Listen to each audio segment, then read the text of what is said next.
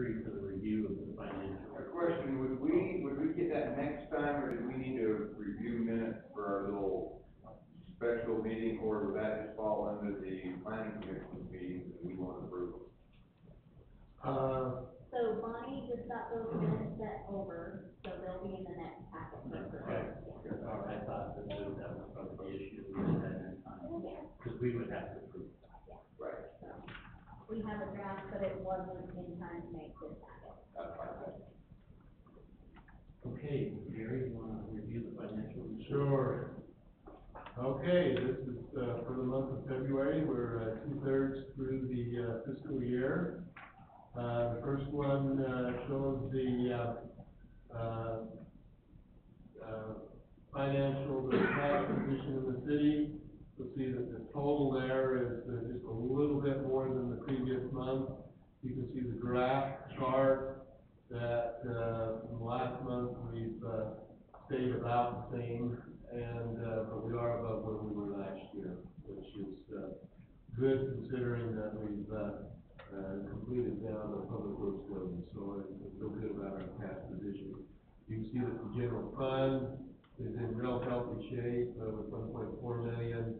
The water, fund is in healthy shape. The rest of the funds are basically where we kind of anticipated these, so there's nothing of real concern with the cash position. Pie chart again shows where the, money is allocated in each of the funds. Again, you see the general and the water fund is where the, majority of the funds are located. The next chart is the sales tax. And the first thing I want to look at is the, bar chart at the bottom. And one thing of maybe a little bit of concern, you can see starting in December, we were about neck and neck with, where we were last year. Last month, we reported just a tiny bit less than the year before, and this year, a fair amount, about 25,000 or 23,000 less than we were last year. So, a little bit of a trend, we'll need to follow that. We are still, let me enlarge this, we are still about $90,000 ahead of where we were last year at this time. So we'll just need to keep an eye on it. But it looks like things are maybe slowing a little bit. I haven't done a real analysis to see what's created that. I haven't seen anything in our major sales tax producers that would suggest that they're driving that. It may be more the statewide, sales that, I haven't seen anything in ours that is reflected that really shows that. So Gary, just one question, Moto United, Right. open. Yeah. They've been open for over a month now, and I know they've been selling not as much as they currently will after their open house on the 12th of April, but, I would assume they're gonna be a huge Okay. addition to our. Right. So, Yeah, and this is actually for the December collections, and they started in January. yeah, they opened, yeah. Okay, so hopefully next month we'll see theirs will show up. Just one other comment too, the number 2 on here, looks like in February is probably 2 months worth. No, that's one. Because it was December, and that's a big month, yeah, last year was a big month, that was huge. I wish they had that every month. Double what it was the. But last year they were weren't quite as much. Like that, too. They were about 59 or something. Because I thought that too, but then I pulled a look at it, and I think December is a big month for those. Okay. So, yeah. I just didn't want us to look at it and have that much, even more coming off that line. Yeah, exactly. Good comment. Okay, the next chart is our transient room tax. Again, looking at the bar chart, you can see we're a little bit less than we were the year before. That's not too concerning. We are down a little bit from the previous year, but not an amount that is over and alarming, and that kind of fluctuates back and forth, there. The next one is our public safety impact fees. We didn't collect any during the month of February, but compared to where we were last year, we're way ahead of that just because of the building that we had going on in Next one is the RAP tax, and again, that pretty much mirrors the sales tax, and you see we're down quite a bit of where we were, last year. But we still are over ahead of where we were last year at this time. Energy use tax, and again, a lot of that is dependent on the weather. What's going on with this? You see again in the chart, we were just a little bit down where we were last year at this time, but compared to last year overall, we're quite a bit more, and it's again because of some of the big, things we got, say, in November and back in September, and then last year we had that big payment available, so that's why we're way over where we were last year. The next one is the court fines. We're a little higher in February than we were last year. We're just a little bit over totally where we were last year, so we'll just keep an eye on that. I'm hoping as we get the new officers integrated in, that, we can get up to where we need. So it's looking pretty good this year, actually. The next, charts, show each of the areas of the fund. The first one is the general fund. We're about 59% of the revenues collected, but a lot of that is not collected. We budgeted a lot of the fund balance from shop construction, and that's not reflected in our revenue figures or the transfer from the capital improvement fund. So if we added those in, we'd probably be above the 67%. You see our property tax is at 82, sales tax is right on at 67. Our energy tax is 70, our license commission is at 95. So our revenues are looking really good. Our expenditures, again, we're at 65%, so we're a little bit lower than what we anticipated this time. No areas of real concern in the expenditures in the general fund. Water fund, again, is very strong. You can see that our cash increase is 76,000. So we're on target for what we budgeted. Water impact fee, again, the collection and all of the development has pushed that into a positive amount. And so we're at revenue over expenditures, where in the last few years it's been negative. So that's good. Garbage fund, again, is holding strong. We had the rate increase because of the recycling, and that's transferred through, and so we're holding our own with the garbage fund. So that looks good. The rest are the smaller funds. The Class C fund, again, showing a revenue, expenditures over revenues, but that's because of the payments for the shop building. RAP tax, the same thing there. The park impact fee fund is got a considerable amount in it, so we can talk about the budget and figure out what you would like to do with that. The RDA is in a negative position, but we will be getting the funding for that, probably in the next couple of weeks, for that. So that'll bring that back in. Well, probably won't bring it clear into a positive, because we spent a fair amount of funds on the whole department. And then the last one, the city council, they have their, conference, which, puts them in a negative, but they'll work out that. The rest of the fund is about where we anticipate it to be. So overall, we're in good shape, and where we anticipate it to be. Any questions? Any questions for Gary? Okay, thank you, Gary, appreciate it. Let's move on to approval of the cash disbursements for March 2nd through March 18th.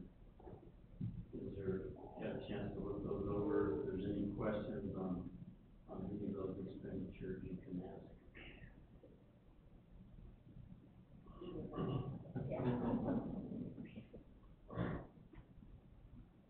Any questions for Annette or Jeff? Okay, if not, I'll call for a motion to approve the cash disbursement. I'll make a motion to approve the cash disbursement amount of the 3.2 to 3,000. Okay, so I have a motion, do I have a second? I'll second. Roll call vote, Walt. Aye. Aye. Aye. Aye. Thank you. Now, on item number 5 on the agenda, which is a brief open session, so if there's any members of the community that are here that want to address the council, now is your time. Please step forward to the microphone and state your name and address for the record, if you would.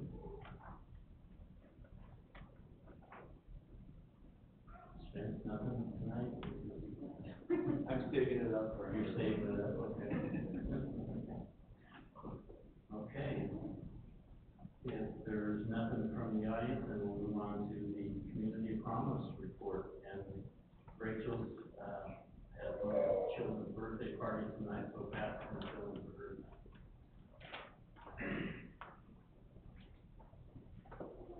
Well, I will try to, fill those shoes that she leaves. She does such a good job, but we'll do our best here. Mayor, council members, and Annette, Jessica, thank you for having me. So we went down to the new shop and held our meeting down there this last week. The mayor took us on a tour that was really, really nice, and that's a nice building. So kudos to you guys. So for Arts in the Hearts, they will meet the second Monday at 7 p.m. during June, July, and August. There will be a concert before the movies. June will be Davis County Celebration. July is Andy Lear and Son, and August is Black Canyon Band. And we did discuss some possible movies, but nothing was made definite. Youth City Council, they're working on the Easter festivities as well as Halloween pumpkins in the park, and nothing definite on the Christmas activities yet. The book club, Aspen Hadley, author of Simply Starstruck, she attended as well as so did some people from the surrounding communities, and they were real interested in our little book club and maybe coming back. So that's a real bonus. Their next meeting will be April 18th at 7 p.m. And it's The Next Person You Meet in Heaven by Mitch Albom. And I guess he's written some other ones about kind of the 5 steps to heaven and so on. So I think they really like him as an author. The CERT program, the next countywide competition is tentatively set for 10/5/19. There's a new fire truck that will be delivered in May, and it's going to be stationed here. Summer literacy, they're looking for someone to learn the ropes this year and take over next year. And the dates are set will be June 14th, 21st, 28th at Mills Park, and July 12th, 19th, and 26th at Hogan Park, and they'll meet from 10 to 11. Summer rec, June will be Monday through Thursday every week, and July they've set it up for the 8th, the 15th, and the 29th, because they're not there for the 4th of July and 24th of July. And there's going to be 2 weeks of classes, kind of other programs, and registration is May 1st. Our mayor's report, the legislation. We won't go down that road. They will be allowing semis on Legacy, and they're going to raise the speed limit. He's working on Memorial Day plans, and they're progressing nicely. He's gotten kind of in touch with the commander at Hill, and that's probably going to be our main keynote speaker. Matt Terry will oversee the 5K and bike race. Our next meeting will be the 11th of April. Any questions? Thanks, Pat. Thank you. Great job. One person that did not show up for our meeting, I don't know if it was because she didn't know where we were, but we have the farmer's market, is going to be, she wants, and I don't have all the dates, Pat, do you have those written down by chance? I don't have them with me, but they're, She's starting in May, right? she's starting The in Monday May, night like May before- 21st or, The Monday before Memorial Day, yeah.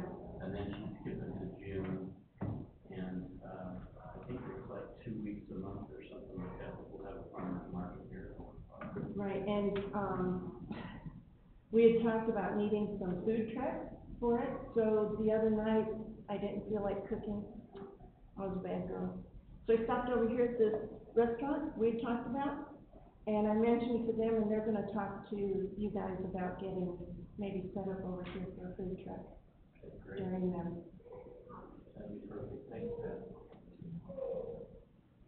Okay, Adam, you're up. Welcome back. Aren't you guys excited? We are. Yes, We are always we've missed you. All right. Thank you, sir.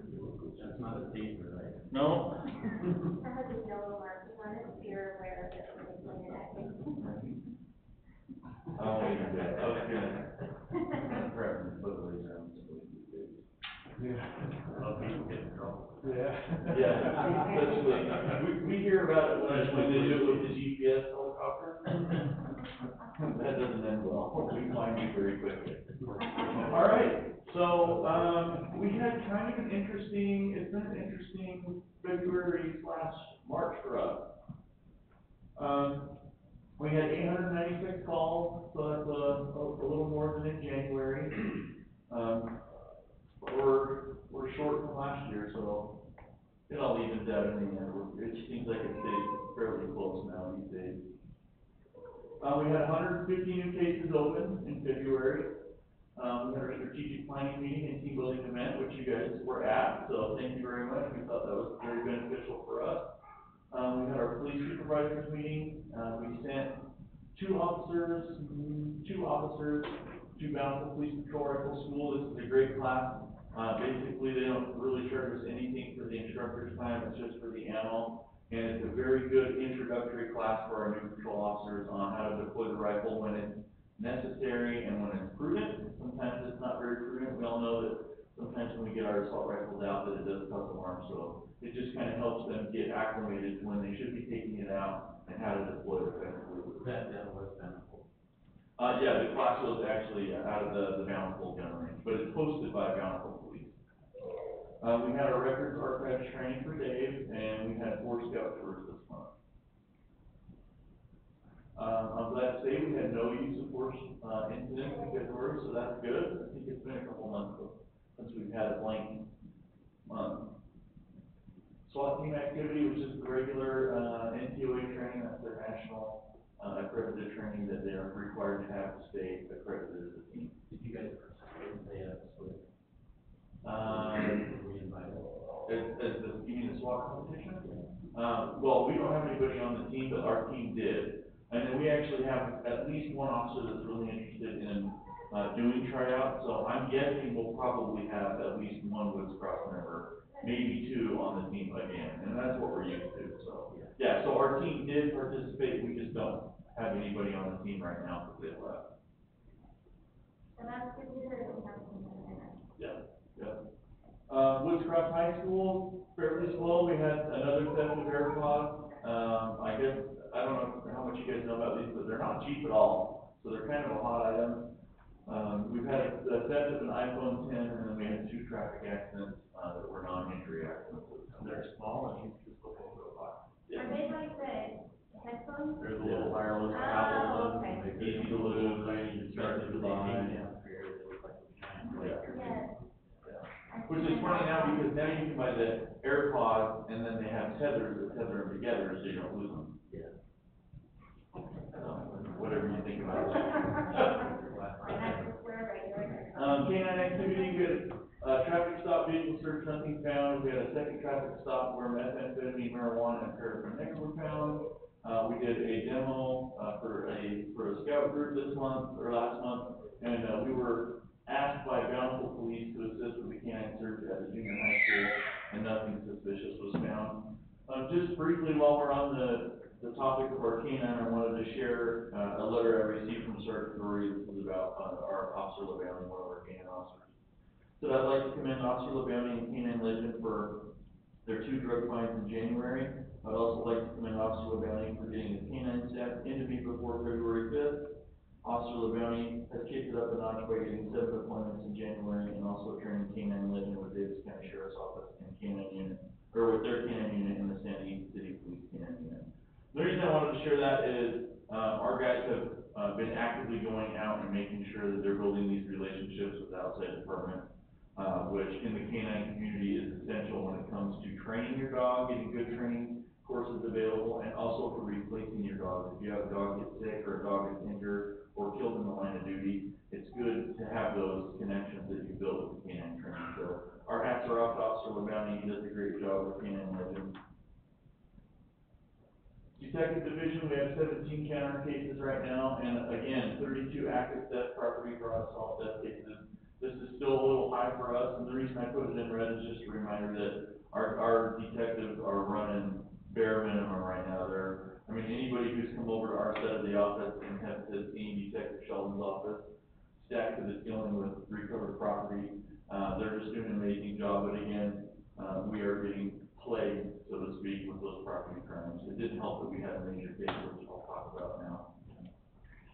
So on March 4th, Woods Cross officers responded to an assault at In-Town Suites. When they arrived there, they found a unconscious male in the hallway who was bleeding from the head. His name is Tillman Bitsoy. He was later transferred to the University of Utah, where he died a couple days later. Our investigators came out, I came out. When we started looking into this, we were able to immediately identify some witnesses who were there. Some surveillance footage was obtained. And we were able to identify a suspect by the name of Ross Lakeland. He had prior dealings with our police department, and he's just kind of a mean, violent guy. Every time we're there, he threatens to harm us, he threatens to harm other people. So it wasn't a big surprise when his name came up in our investigation.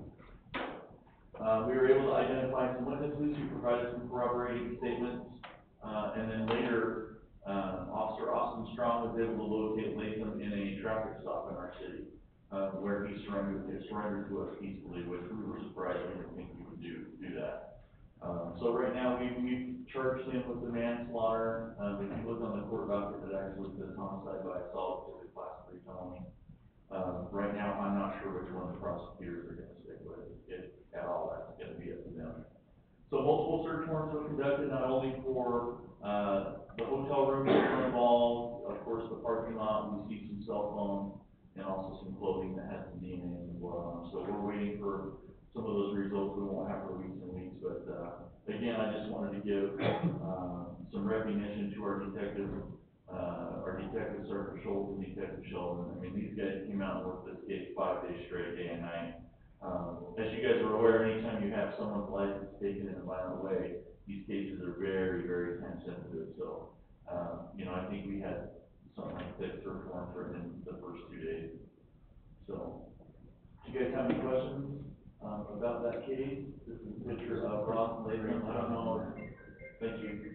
I don't know if any of you guys have any dealings with him, but, due to the nature of the charges, he hasn't been released yet, but it's always possible, so. Any questions? Oh, and part of our, I'm glad you brought this up. So part of our K9 stuff is every year we go and ask businesses for support for our K9 programs. Because this year we had to replace both of our K9 trucks, and they're super expensive. One, the truck in general is super expensive, but then you have to put all the K9 stuff in it. And, you know, there's stuff like climate control and things that by law we have to have because we don't want an animal to get hurt. But anyway, part of this was, you guys can pass these around. I'll give Jessica's out. We have more if you need them. But, we had these baseball cards made for K9 Legend. If you look on the back, they have, one of our sponsors, which is Silver Eagle Refinery. And they were amazing. Every time we've asked them for any support, they do not even blink an eye. So, thank you again to them. And, if you guys would like copies, we do have, quite a few cards, and they're great to hand out. We hand them out to kids, we hand them out to the other K9 guys. It's been really good, so. If you guys need some or want some of those K9 cards, let me know and I can get you some. I love them. Okay. Awesome. Well, Anything else? that's great, the Silver Eagle, they've always supported. Yeah, they've been a wonderful support to our program, so. And just so you guys know, right now, we're the only ones running a K9 service in the South End. So North Salt Lake is in the middle of getting some dogs trained, and so is West Bountiful. So right now, we are it. So if any officers need K9 support right now, we are providing it. So thank you very much, as the council for supporting our program. It's a great asset for the department, so we appreciate that. Okay, no questions for Adam? Then let's move on to item number 8. All right, so we have our council kudos, and he's not here, so one meeting. Yeah, we'll just hold on to it for next time, but it's from LeGrand, so we'll catch him in April, yeah. So then let's move on then to,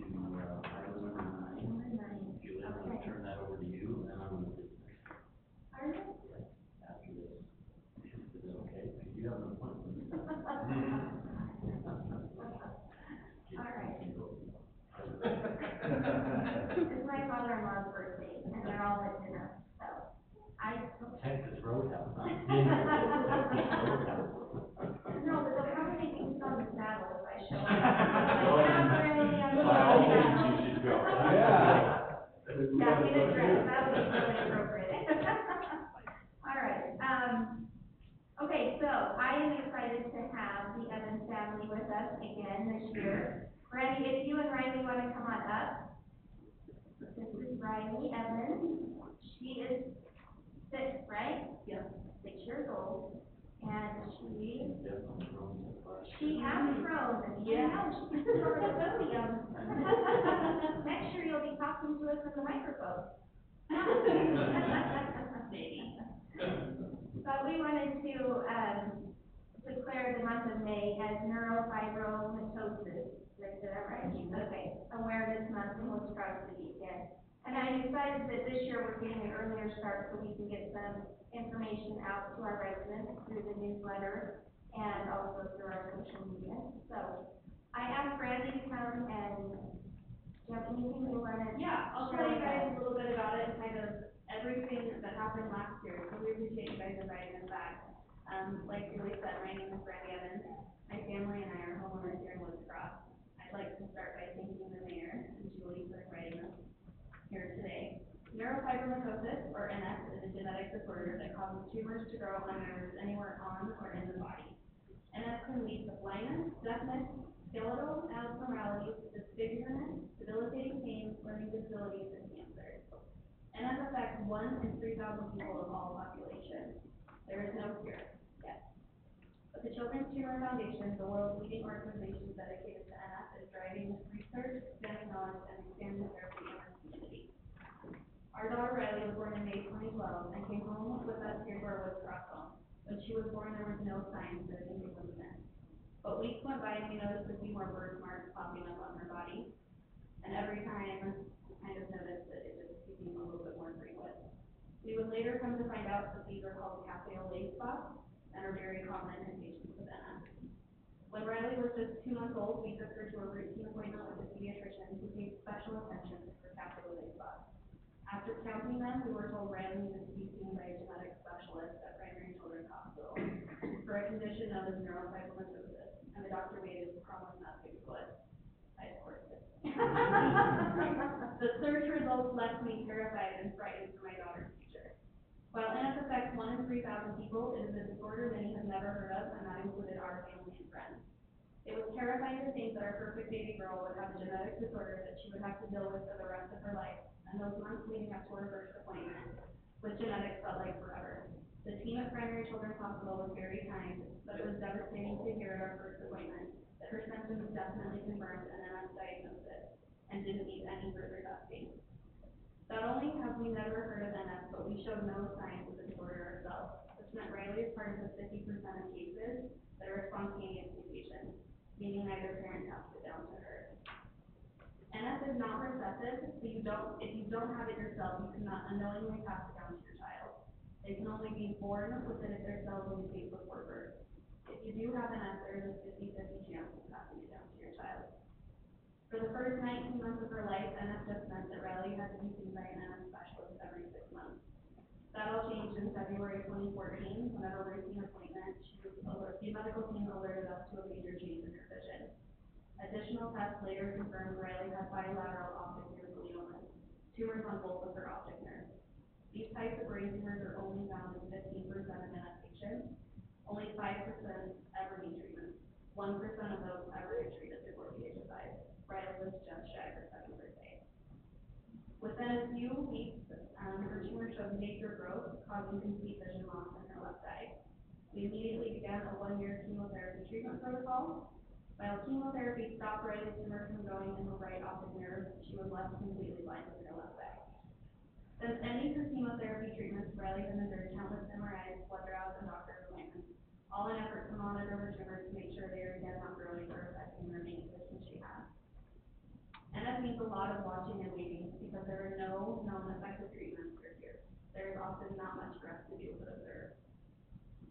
NF also affects the brain in other ways. For Riley, this means difficulties with school. We feel blessed to live in Woods Cross for many reasons, but one of them being the great school systems we have here in Davis County that are able to provide the intervention to help with her growth and development.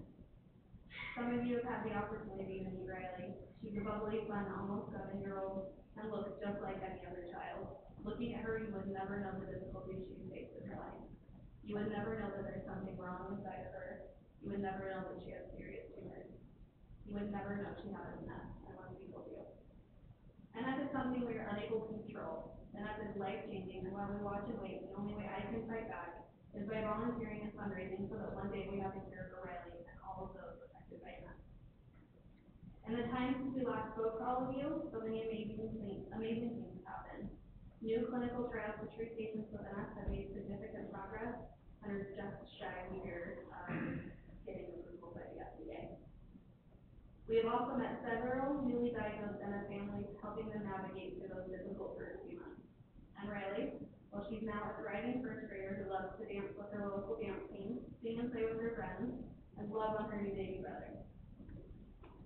We need to find a cure not just for Riley, but for the over 100,000 Americans living with MS, and it all starts with awareness. We are so grateful for the support of Mayor Ershaw and the honorable members of the Woods Cross City Council for granting our request last year to declare May 17th World MS Awareness Month, Here in Woods Cross, we are so proud to live in a city that cares for its own by recognizing the issues that affect each other. Thank you so much. Thank you. Thank you. So we appreciate you coming back and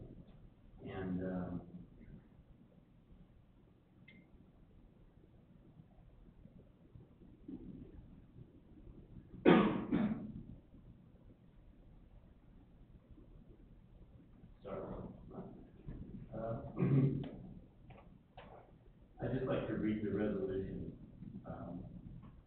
declaring the month of May as Neurofibromatosis Awareness Month in Woods Cross City.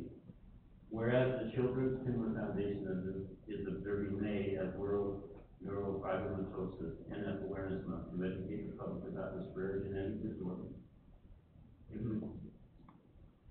Whereas over 2 million people around the world are living with NF, and 1 out of every 3,000 births is diagnosed with NF, it is still relatively unknown to the public. NF affects all populations equally, regardless of race and ethnicity or gender. Whereas NF causes tumors to grow on nerves throughout the body and also can affect development of the brain, cardiovascular system, bones, and skin. And whereas the disorder can lead to blindness, deafness, bone abnormalities, disfigurement, learning disabilities, disabling pain, and cancer.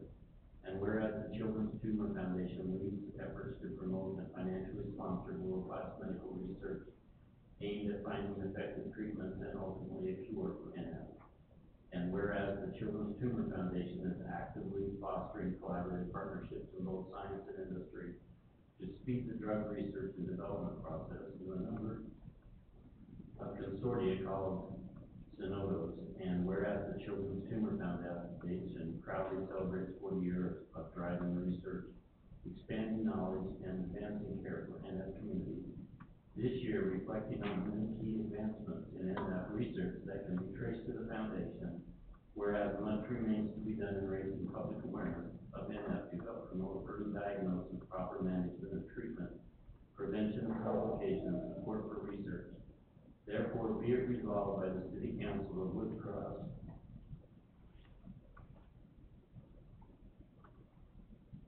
in recognition of this important initiative that May 2019 be declared as Neurofibromatosis Awareness Month in the City of Woods Cross. And I would ask for a motion to approve Resolution 2019-673 as I described. Mayor, I will make a motion to approve resolution 2019-673, declaring the month of May 2019 as Neurofibromatosis Awareness Month in Woods Cross. Do I have a second? I'll second it. I have a motion and a second, all in favor, Wally? Aye. Aye. Aye. Thank you so much. Thank you, so congratulations, Riley, it's going to be your day on May 17th. Right. Riley, And if there's anything that we can do, I know this is just a small thing, but if there's anything we can do, let us know. thank you so much. She's gonna send, she has a flyer, Yeah, and with some information to go in our newsletter. yeah, we have a really amazing walk down Sugar House for all the families that are using together, so.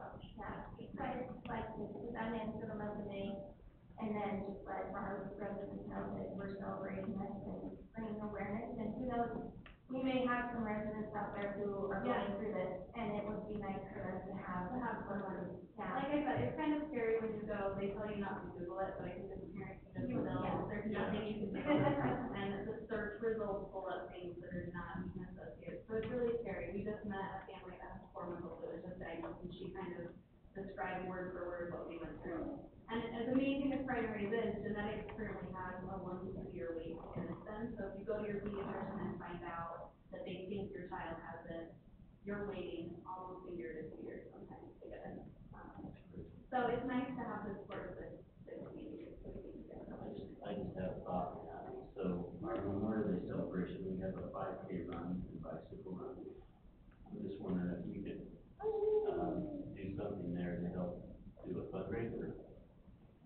And if we, have those runners, if they wanna donate, to this cause or whatever, we can have some type of a collection, box there or something, to have donations, and then, we can pass that on to. I love that. Yeah. On to you, and see if we can help. Yeah, them. I'm really happy with it. Okay. Thank you guys so much. Thank you, Mayor, and thank you guys for coming. We'll let Thank you you. go, because, our meetings are so boring. They're not as fun as But thank you for coming. Thank you. I'm just taking an open session, and then I'll depart. Okay, well, now we're in session. No. You're late, you're staying. Okay, item number 10, that is consideration to approve the extension agreement with Ryan Robinson for our prosecuting services. Yes, typically what we have done is back probably in September, October, review this, and then made a decision whether we wanted to go out and bid this out, but it kind of got away from it, and 3 years went by really fast. I had a meeting with Ryan a few months ago, about a month ago, and we were talking about some things, and I pulled the agreement, and I said, whoa, Ryan, we're actually past the time. So what I'm recommending is that we extend the contract for 1 year. He's asked for an increase, and I feel comfortable with $200 per month, and make it effective January 1 of 2019, and then make it for 1 year, and then about September time, we will have that discussion, decide if we want to get it out. We didn't pay for the last 3 months. Yeah, no. So I was surprised when you told me that it's been 3 years. Yeah. That is one of our. Yeah, I thought it was maybe 2, but it's been 2 years. It was 2016 when we entered the first contract. So, time flies. And then what about the judge? We got. Oh, yes, and, all of you are aware that the judge, has been given the nod by the governor to be a district court judge. And, but he needs to be confirmed by the Senate, so it's not official until at that time, which is the 15th of May, when he goes before the Senate committee, for his confirmation hearing. And, so he cannot, do anything until that point in time. So until the 15th, he's gonna be our employee, and can't give notice of separation until he gets confirmation from the Senate.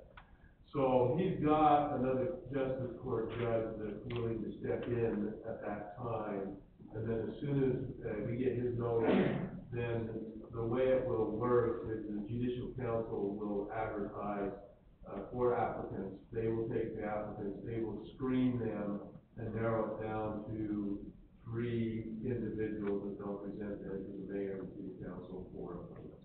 And that's how it works. So it will probably be July before we can get into the business project. I just didn't know everybody.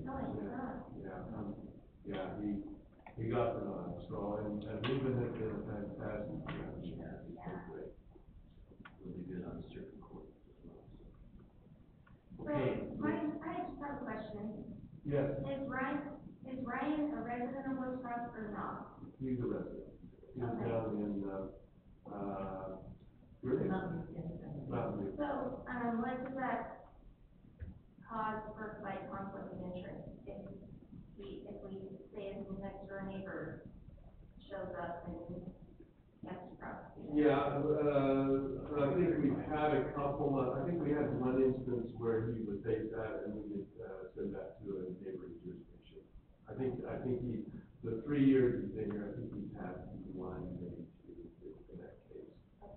And, yeah, it can lead to some issues, but it hasn't really been an issue. Okay. And how's his performance? Well, and we've got some issues, the police department, I talked with them, I talked with Michelle. There's some issues that we need to resolve, but not significant issues about, how he handles cases and plea bargaining and that. That's always issues between police department and prosecutors anyway. So we're going to sit down and have that discussion with him. Okay. Okay, any other questions?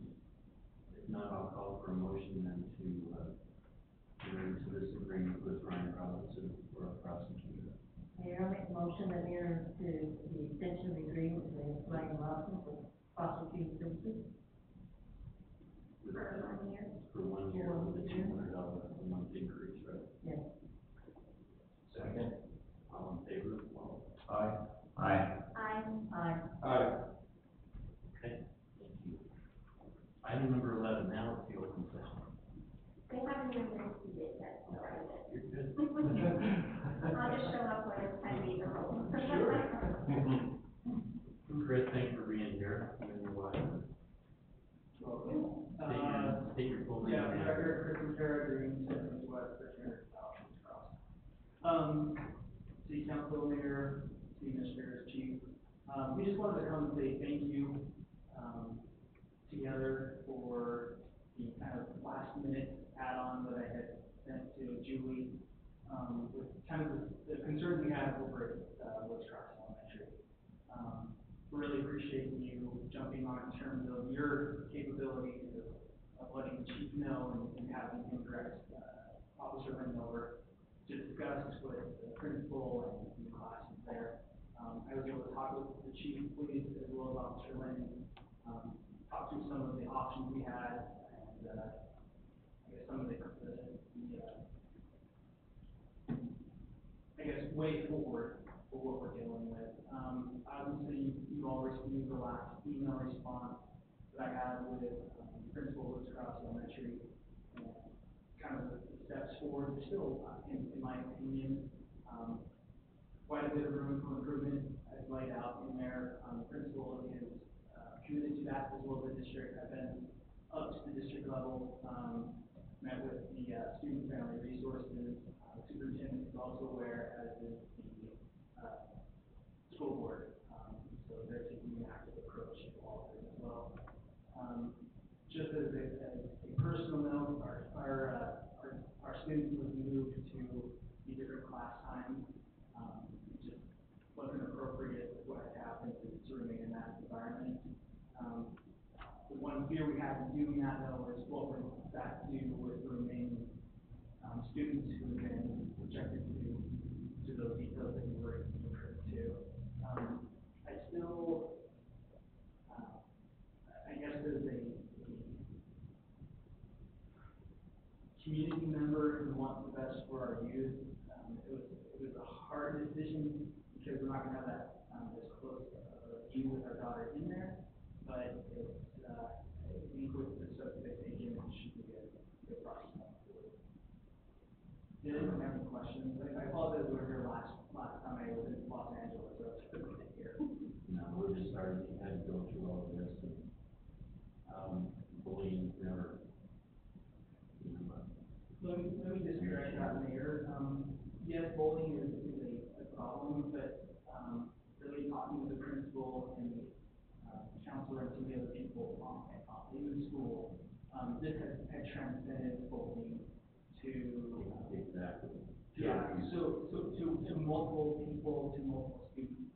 And the students, that we're talking about at the incubator really need some help. And that's really the fight that I was, trying to get across, was that we can't just let this continue because it's going to impact not only our community and our school, but then potentially law enforcement going forward. And hopefully we can nip that in the bud, help other parents get some education and resources. And so that's kind of the end goal. And that was really the reason for bringing it to the level that it is today. Okay, thank you so much. Yeah, I'm glad you did. Thank you for carrying that step up, because that's hard to do, and it's scary. You know, we're starting to have to deal with that at such a young age, and hopefully, you know, being in a new class, you can let it behind it and move on and be okay, you know? Well, we appreciate the support, and Julie, for taking that, and, for listening to our story and the support that you've given us. Really appreciate it. Thank you. Thank you so much. Thanks for coming. Okay, I'm not gonna force you, you can just go in. Okay, I'm gonna, I wanted to see you tomorrow. Glad one. Happy. So, we have the police department awareness that we made, and we talked last year about doing some signs, yard signs, and banners and stuff, but it was so late in the year that we wouldn't have been able to order them and get them in time. So I'm bringing it up in March, because hopefully we have 2 months notice, we can have a little bit more time and, arrange it to get some residents on board to put some signs out, things like that. I just wanted to get your feedback and see if that's something that the city would like to do and go forward on that. Have you talked to the chief and? I haven't, and I'm happy to, you know, head it up if you'd like. I'd be happy to work with the chief and, you know, see what his ideas are and what he'd like to do. Spotlight him. That would be awesome. Is Chris still over that in the department? Awards and recognitions and? Chris and I, yes. Okay, both, that's right, both of us, both of you. But we saw the signs a few years ago in Centerville, and I think they're an awesome idea. So, if you guys okay, we can get them made, or get you guys some proofs to look at. Can you do that for us? Absolutely. And then get the information to us and we'll. You're talking just like the, Yep. Just like. Like vote the for Julie, campaign vote for, sign. Yeah. okay, The campaign Yeah. sign. yeah. I don't know if we have, like, Tudors is usually. we have a hardware to do banners, you know, at the city, on the light post. I don't know. If we Oh, do. you mean the You know, the little bit, yeah, the flag, And we Yeah. could, we could start, we could definitely get ones that could be reused. yeah, that's what I'm thinking, yeah. Yeah, we got the ability to build that. Okay, so if you'll look into the flags and the signs, Okay. that way, you know, our residents who don't see them in the yard, they try that building, will see the celebration. Thank you, Adam. You are welcome. Alright. With that, I'm going to, our train thing, I'm still working on, I have some ideas, so I gotta finish up on that this week, and I will have an update for you at our next meeting. I think Brian's gonna be our conductor and wear overalls. Don't have to buy some overalls. You don't have to. I'm sure we have to, we need to add some overalls. Be bluish gray. And a hat. All right, Okay. well, thank you for letting me go and celebrate Yep. with my family. Enjoy your stay. I guess I have a question for Gary. The super tight little apartments that are going up there next to the Downey West. Yeah, Can't believe how tight those are in there. it looks pretty tight, doesn't it? They look, you're gonna have a hard time getting the car in there and turning around, but You're gonna have to back it in, you're gonna have to pull it Yeah. back in over here. yeah. Oh, wow. Right, yeah, the hotel. But Ruth and Charlie, I'm sure they've already come to talk to you about that. Is that, I mean, then they were told by someone there that some of those are going to be rented as like Airbnbs or as well. They told me that. Airbnb, I'm not aware of that. But, There's no reason they couldn't though, right? I mean, they're gonna be rentals anyway, we agreed to that, so do we have a distinction between a long-term rental to one person, or are they just keeping 10 units that they wanna rent out to the skier weekend? The difference is Airbnb has to pay tax. So here's what I got introduced to a business model today, that has the same thing. So we've got Airbnb managers that are going in and buying these type of condo projects. They're not, I'm trying to think here how this works. So they're not necessarily buying the building, but they're guaranteeing the building owner the lease payment for a year for all of the units in a complex. And then they're renting them out, so they're playing the middleman and bringing them in. And the property owners are, excited about it, because every time they have somebody come in for a week and go skiing, they'll have somebody come in and clean the apartment and take care of it. So they don't have the normal rental damage that they normally see for a renter that comes in for a year and doesn't care about it. But these guys are gonna be renting it over and over and over as their business model. And so, I ran into a guy today who's actually doing that, and was buying 2 4-plexes and gonna turn that into an Airbnb business model type thing. So it doesn't surprise me at all, that if that's, that they might be coming in and saying, okay, we'll take those first 4 or 8 units and we'll guarantee your rent for so long, and then they're gonna have people coming in and out. So my question is how do we know if they're, you know what I mean? Well, and that's where the Airbnb thing has become a real interesting issue for cities throughout the country, is dealing with them, because how do you regulate them, and how do you stop somebody from doing that? This business model is becoming more and more prevalent. I mean, people are renting out parts of their house for storage now. Oh, yeah. And so I think it's the next frontier for cities to deal with as far as regulation. So in answer to your question, we don't have anything in place that would address that issue. Bountiful with their change with, accessory dwelling units and that, but they changed here at the end of last year, allows Airbnbs now as part of their ordinance. And, I mean, they have to be licensed and they have to do those things, but, it's, because I have some friends up there that's what they're doing with their basements, they're turning it into an Airbnb. And for them, it's legal, they go down to the city, they fill out some paperwork, they get their license, they have to report stuff, but it is something that Bountiful opened up as part of their ordinance. So, Matt brought that up. I don't know if we want to have Tim do some research into that. Sure. Maybe look at some surrounding city ordinances or whatever, so we don't have to reinvent the wheel. Yeah, because Tim brought it up with Mark Bell before, and Mark's response was, we don't want to be the poster child. So I think as cities now that have dealt with it, maybe we need to look at and see what they've done. Because it's becoming a real interesting business model. This newer generation, is, you know, hey, my wife would never want to rent out part of the house for anything, but other people, hey, it's cool.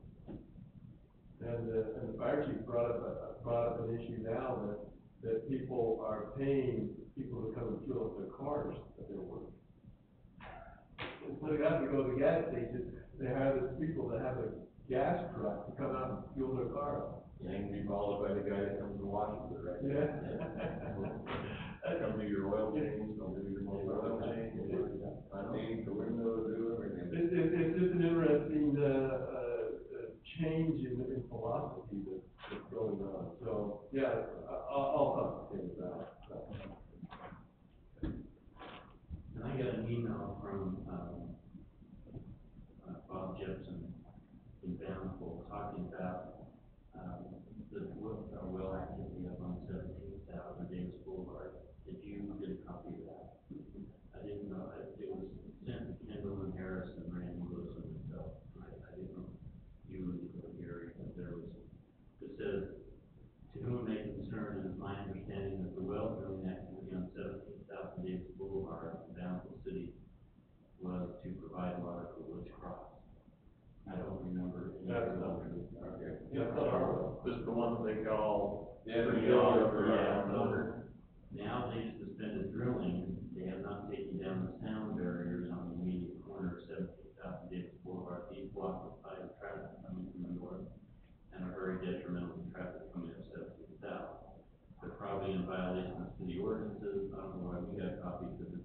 council, but it's his understanding that with us, it was really, I didn't know that we were, so. I thought we were late. It's probably weaver based, but it's not a, that's why you got cops, because you know it's our well. Yeah. They did your brother did, not us. Okay. And then what was the other one?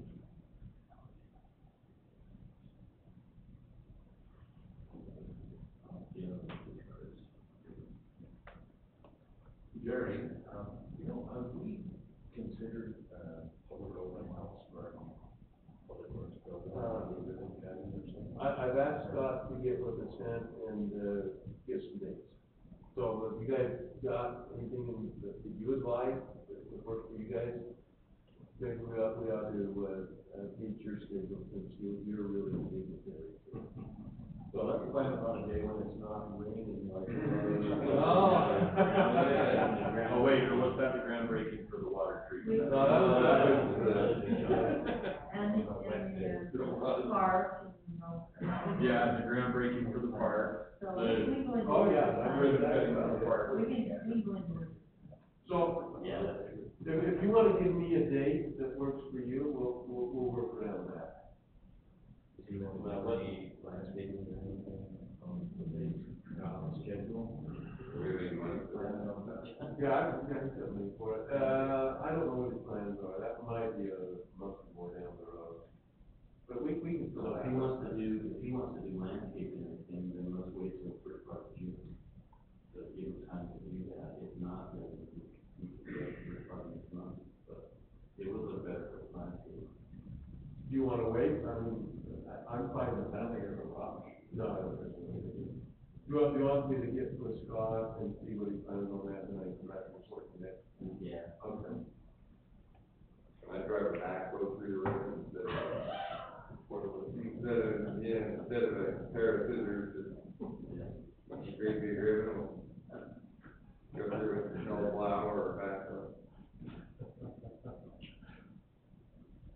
Yeah, Okay. we'll figure something out. Put it between the gates. Yeah. Anything else for the open session? From the council? Nothing? Okay. I'd like to welcome the broker here tonight. Thank you.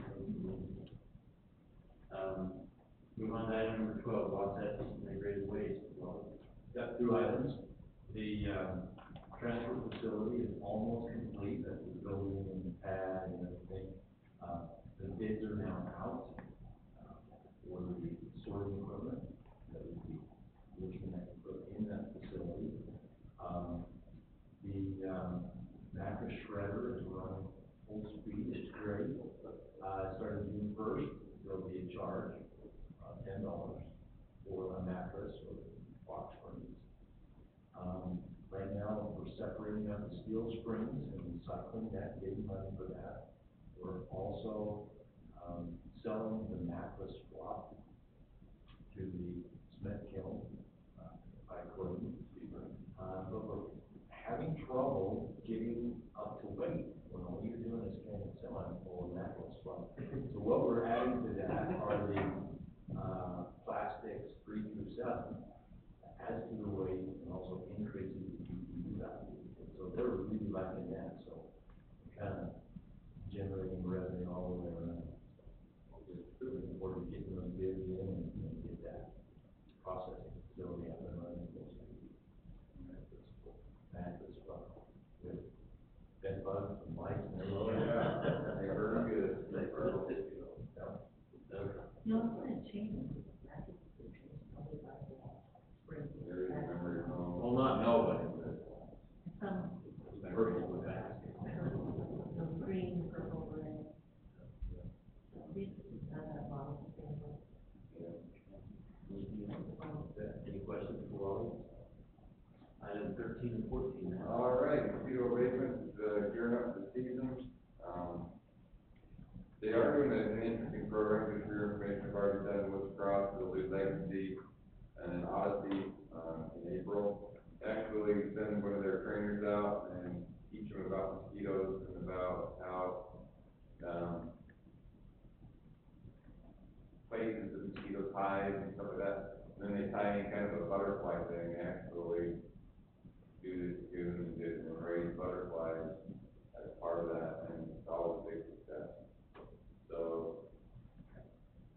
third through sixth, depending on the school, is what the school wants to offer the program to.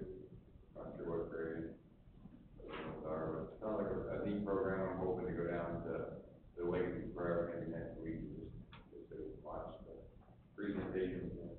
When you said trainers, I thought maybe they were gonna start trying to train the mosquitoes not to bite. Nah, if you figure out how to do that, let me know.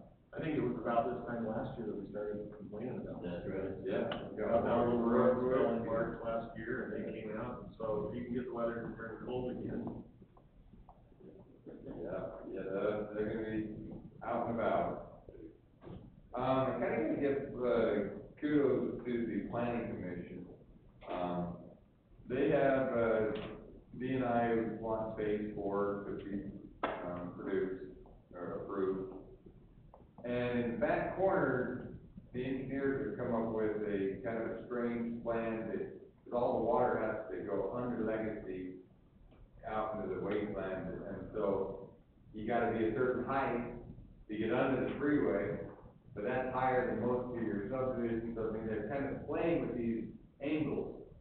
And in the corner, they have an area that all the engineers, the city engineers and everything have approved it, but it's gonna put the new development overlooking Valentine by about 6 to 7 feet, right at the property, and some of that water is gonna go down between the fences. And they really, I mean, DNI was really pushing hard to get it approved, wanting to get going, and they just didn't feel comfortable if there was another option.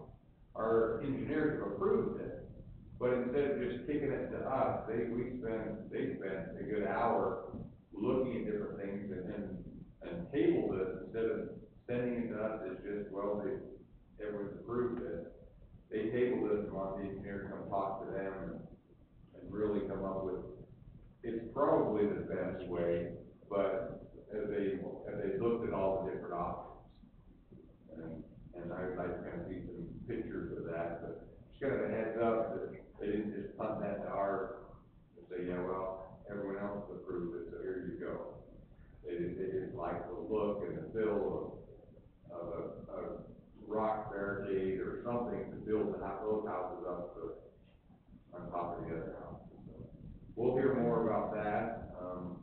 Have they looked at a retaining wall or anything like that? They talked about kind of what that would look like as far as the retaining wall, because Valentine also uses their fence line, they're kind of sloping back this way, and these guys are sloping back this because the idea is that fence line is actually designed to take the water away. And that is the question is, right now they're saying, well, we're just gonna slope it 6 feet from the back door down to that, but somebody's gonna fill that up with dirt and plant a fence right on top of the other guy's fence, and It's just a question. right, It's not, runoff is the landscaping water, I mean, right, there's some spot issue. exactly. And so they are doing, just kind of a heads up, that's coming to us, but I really appreciate how much time, effort, sensitivity they're looking at that, saying it legally passes code in every way, but the smell test doesn't. Yeah, it's not good for the residents. And so what can you do with that area, because you have to get that certain elevation after you can build up to get it under the freeway, so I understood why they built it up, but it doesn't. What's going on underneath the freeway, with the drinking water there? For, I think that is Valentine's, Yeah. which is a separate, it's its own, but you can't tie into it. Right. So they're gonna have to do the same thing.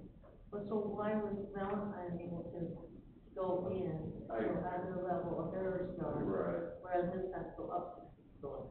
I don't know if that doesn't make sense. Well, I think there's a great difference between there, probably. Where they have their drain and where this one's, but there's not, but it's. Because it's much lower, because I talked to Greg about this, one of the solutions would be is if we took that drain under Legacy and put it out a couple thousand feet like we did, couple of years ago, when we took it way out and got rid of all that water. If they did the same thing, then they could solve that problem, but, so that's one of the solutions that we're looking at. Another solution is maybe enlarging the retention basin. So there's a few solutions that we're looking at. And other than that, they enjoyed the joint session there, and I thought it was good to be able to work with us and come up with something for the F1. That was good. That's good, thanks, Matt. Any questions from that? Okay, so next two items is the Metro Fire District and the Recreation District. So, in the Fire District meeting, we approved, option A for, the Wheeler Park Fire Station up there. They've got some real, subsidence and water issues with that station, and so we approved a $1.1 million budget to redo that. That includes, we purchased the tennis courts behind the station from the HOA, for a very reasonable price a year. Yeah. And so they're gonna turn that into the parking, put that behind, they'll fix the retaining wall between the parking and the existing building, so that we don't get the water running right into the building, flooding, the utility room like it has been in the quarters there. And then they're going to, seismic retrofit the existing apparatus bays and, replace the apparatus bay on the north side, because it has some subsidence issue and they can't get a tall fire truck in there anymore like they were supposed to. So anyway, that's been approved and that will start relatively quickly. We looked at 2 or 3 options. We asked the chief to come back with, and to do a complete new project, it would have been like $4.5 million to build a whole new station. So we figured that this was the better route to go, since we're already building a new station in Central, which is going to take up the split block right now. It's looking pretty good, so yeah, take a look at that. Then on the rec district, we got the results of our survey back. I hope everybody knew that this rec district sent out a survey to everyone to complete if possible. They had a little over 1,600 people in the district area respond to the survey. Out of that 1,600, Woods Cross had 223 responses, so I thought we were very well represented. Out of those responses, we're trying to come up with a vision for the future of the rec center, where we need to add improvements or amenities that help meet the needs of the district. 318 had pool-related items as their number one concern. We don't have enough pool time, we don't have enough pools for recreation in the summer, that type of thing. Second was tennis and pickleball, and I don't know why they lumped those two together. It was 2 totally separate sports, but that was the number 2 thing. And so they're gonna look at that in ways we can. The other thing was youth sports, junior jazz. We're turning away probably 200 or 300 kids a year because we don't have gym space to teams. And so we're looking at, in the future, we're gonna build a new basketball courts and stuff like that. Maybe do like, I can't remember, Farmington has a great facility. Yeah, they do pickleball part of the day for, and then I think And all kinds of stuff in there, but there, yeah, it's just this great big rectangular building, and they've got these net partitions that can drop down and divide it in half and then in thirds, and so you've got 6 different courts that can be going on at the same time, and there's a track around the top. Yeah. So we're looking at possibly doing something the same. But we figured we need at least 16 more basketball courts, and what we're finding is that the elementary or the school district is taking our court access away from a lot of the schools because they have so many extracurricular activities that they'll say, yeah, we go ahead and schedule our junior jazz and our competition basketball, for adults and stuff like that for the year. And they'll call us the day of or the day before and say, oh, by the way, this group in the school is scheduled to use the gym that night, so you can't be here. Well, it's a real communication problem. And our interlocal agreement with the county. They kind of forced upon us the new Farmington High School to practice in our facility. The Farmington is not a part of our district. They voted against being a part of it, and so we have 4 high schools up there practicing now instead of 3. And the schools are complaining because they had to take a half-hour time away from each of the other high schools to get Farmington access to the room for swing time. And that's just put an additional drain on the thing. So anyway, one of the questions that was asked is, would you be okay for a tax increase on the levy of 55%? Said yes, 26% said maybe, and only 15% was no. So as we look at the final analysis and stuff like that, we'll take that into consideration as well, and get over our hat on. So anyway, we're gonna do some open houses and include the public, kind of present the survey data and get some more feedback from the public and what we can do for improving the future of the red district. And as far as the mayor's report, I really don't have anything other than the fact that I've solidified all of the bands for the summer, and for Memorial Day, Black Canyon will play again for us this year. So is Black Canyon doing the memorial and then coming back? Back in August. Yeah. So the Davis County Celebration Orchestra is gonna play in June, on that second Monday in June. And we're hoping to get the new Mary Poppins movie to play that night after that. And then in July, we've got Andy Legier's band, and his son's band is gonna do an opening act for him. I guess they've really got a good group together with a bunch of the young men in that area that really have a great group. And then Andy's group will play, and then we'll have a movie after that, so. And then Adam, as far as in August with the Night Out Against Crime, do you wanna do that in conjunction again, with the movie like we did last year? Do you want to? Yeah, I think that's a good idea. I just got the registration form today for National Night Out. I want to say it's The first Monday on the.